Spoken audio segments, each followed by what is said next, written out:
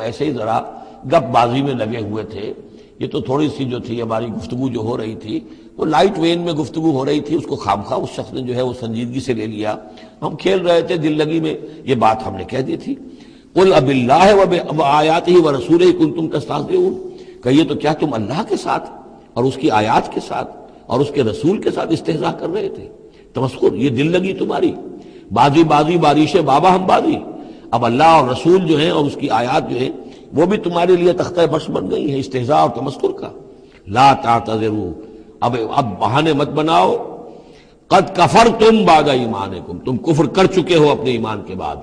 ان نعفو عن طائفۃ منکم، اگر ہم تمہاری ایک جماعت کی طرف سے درگزر کریں گے، نعذب طائفۃ، تو کسی دوسری جماعت کو ہم عذاب بھی اب دیں گے. اب وہ وقت آ رہا ہے کہ تمہیں سزائیں بھی ملیں گی بانہم کانوا مجرمین، اس لیے کہ وہ مجرم تھے. المنافقون والمنافقات بعضهم من بعض، یہ منافق مرد اور منافق عورتیں سب ایک دوسرے میں ہی سے ہیں، یعنی ان کی کا گٹھ جوڑ ہے. یامرون بالمنکر، یہ بدی کا حکم دیتے ہیں، بجائے اس کے کہ امر بالمعروف کرتے یہ برائی کا حکم دیتے ہیں. وینہون عن المعروف، اور نیکی سے روکتے ہیں. مت خرچ کرو، سنبھال کے رکھو، پاگل ہو گئے ہو، آخر مستقبل کی فکر کرنی چاہیے. لہذا وہ نہیں عن المعروف اور امر بالمنکر. یامرون بالمنکر وینہون عن المعروف ویقبضون ایدیہم، اپنے ہاتھوں کو مٹھیوں کو بند رکھتے ہیں، خرچ نہیں کرتے. نسوا اللہ فنسیہم، انہوں نے اللہ کو بھلا دیا تو اللہ نے انہیں بھلا دیا، نظر انداز کر دیا. ان المنافقین هم الفاسقون، یقیناً یہی منافق ہے کہ جو سرکش ہیں، نافرمان ہیں. وعد اللہ المنافقین والمنافقات والکفار نار جہنم خالدین فیہا، اللہ نے وعدہ کیا ہے ان منافق مردوں اور منافق عورتوں سے اور تمام کفار سے آگ کا، جہنم کے آگ کا، خالدین فیہا، جس میں وہ ہمیشہ ہمیشہ رہیں گے. ہی حسبہم، بس وہی ان کے لیے کفایت کرے گی. ولعنہم اللہ، اور اللہ تعالیٰ نے ان پر لعنت فرما دی ہے. ولہم عذاب مقیم، اور ان کے لیے عذاب ہے قائم رہنے والا، مسلسل دائم اور قائم عذاب. کالذین من قبلہم، اسی طرح کے وہ لوگ، یہ بھی ان لوگوں کے مانند ہیں کہ جو ان سے پہلے تھے. کانوا اشد منکم قوۃ، وہ تم سے کہیں بڑھ کر تھے طاقت میں. واکثر اموالا، اور بہت زیادہ تھے مال میں، واولادن، اور اولاد میں. یعنی یہ قومیں جو گزری ہیں کافروں کی، قوم سمود اور قوم عاد، وہ تم سے کہیں بڑھ کر تھی، قوت میں بھی اور اپنی تعداد میں بھی، مال میں، اولاد میں. فاستمتعوا بخلاقہم، انہوں نے بھی اپنے اپنے وقت میں اپنے نصیب کا فائدہ اٹھا لیا، اپنا حصہ وصول کر لیا. فاستمتعتم بخلاقکم، اب تم بھی اپنا حصہ مکمل کر چکے ہو، اب تمہارا انجام بہت قریب آ چکا ہے. كما استمتع الذين من قبلكم بخلاقهم، جیسے کہ ان لوگوں نے اپنا حصہ وصول کر لیا تھا اور اس سے فائدہ اٹھا لیا تھا جو تم سے پہلے تھے. وخذتم كالذي خاضوا، اور تم نے بھی اسی طرح کی روش اختیار کی جو انہوں نے اختیار کی تھی. اولئک حبطت اعمالهم في الدنيا والآخرة، یہ وہ لوگ ہیں کہ جن کے تمام اعمال دنیا اور آخرت سب میں حبط ہو گئے. واولئک هم الخاسرون، اور یقیناً یہی ہے خسارے میں رہنے والے. الم یاتہم نبأ الذین من قبلہم، کیا ان کے پاس خبریں آ نہیں چکی ہیں ان کی جو ان سے پہلے تھے؟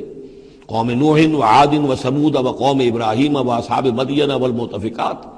نوح کی قوم اور عاد اور سمود اور قوم ابراہیم، یہ واحد مقام ہے قرآن مجید میں جس میں قوم ابراہیم کا بھی تذکرہ اس انداز میں ہے کہ شاید ان پر بھی عذاب آیا ہو، لیکن صراحتاً اس کا ذکر پورے قرآن میں کہیں نہیں.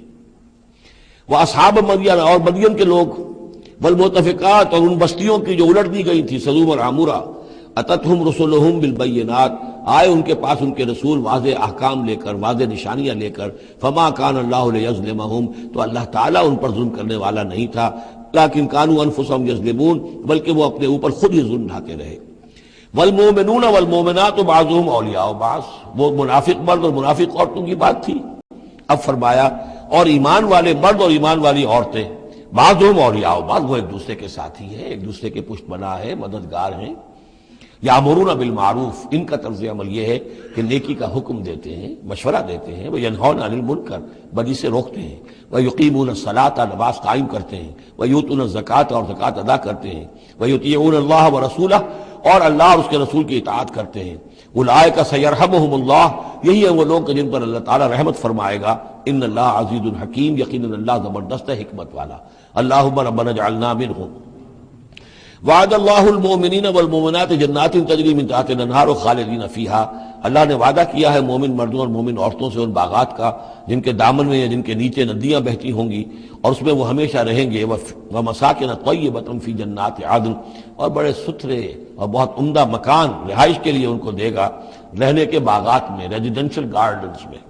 وَرِضْوَانٌ مِّنَ اللَّهِ اکبر، یہ ساری چیزیں تو ہے ہی، سب سے بڑی شے یہ کہ اللہ ان سے راضی ہو جائے گا۔ رضا اللہ کی وہ سب سے بڑی شے ہے، سب سے بڑی نعمت ہے۔ ذالک هو الفوز العظیم، وہ تو ہے بہت ہی بڑی کامیابی۔ یا ایھا النبی جاہد الکفار والمنافقین واغلظ علیہم، اے نبی صلی اللہ علیہ وسلم آپ جہاد کیجئے کفار سے بھی اور منافقین سے بھی، اور ان پر سختی کیجئے۔ یہ دیکھیے آیت 2 مرتبہ آئی ہے قرآن مجید میں، یہ جو کہ توں سورہ تحریم میں بھی آئے گی جو کہ سمجھیے 28ویں پارے کی آخری، یہاں پھر آئی ہے، لیکن یہاں لفظ جہاد کو نوٹ کر لیجئے، یہاں جہاد بمعنی قتال نہیں آ سکتا۔ منافقین کے ساتھ آپ نے کبھی جنگ نہیں کی،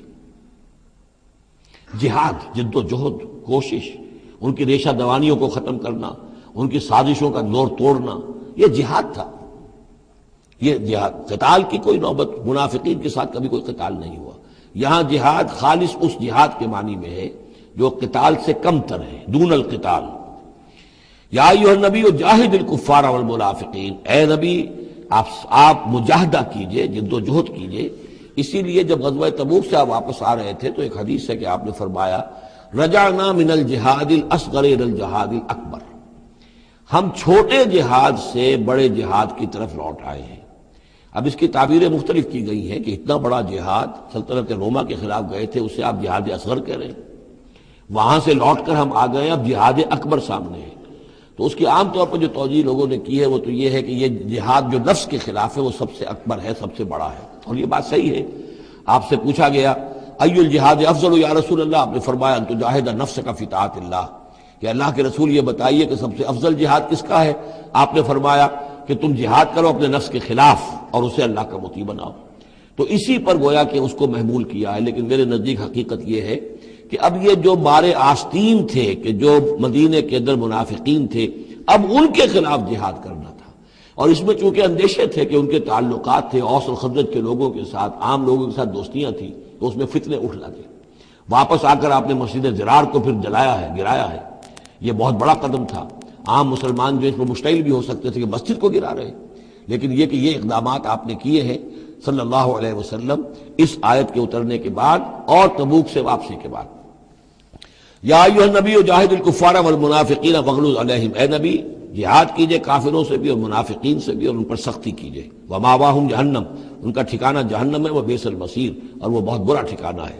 یحلفون باللہ ما قالوا، وہ اللہ کی قسم کھا کر کہتے ہیں کہ ہم نے یہ بات نہیں کہی، کوئی بات جو بھی آئی، کوئی غلط بات کہی، کوئی استہزاء کیا، کوئی تمسخر اڑایا۔ وَلَقَدْ قَالُوا كَلِمَةَ الْكُفْرِ، حالانکہ انہوں نے کہا ہے کفر کا کلمہ۔ یہ ایک بات انہوں نے کہی تھی، اس کا ذکر آ جائے گا تفصیل سے سورہ منافقون میں 28ویں پارے میں، واقعہ وہاں تفصیل سے آیا ہے۔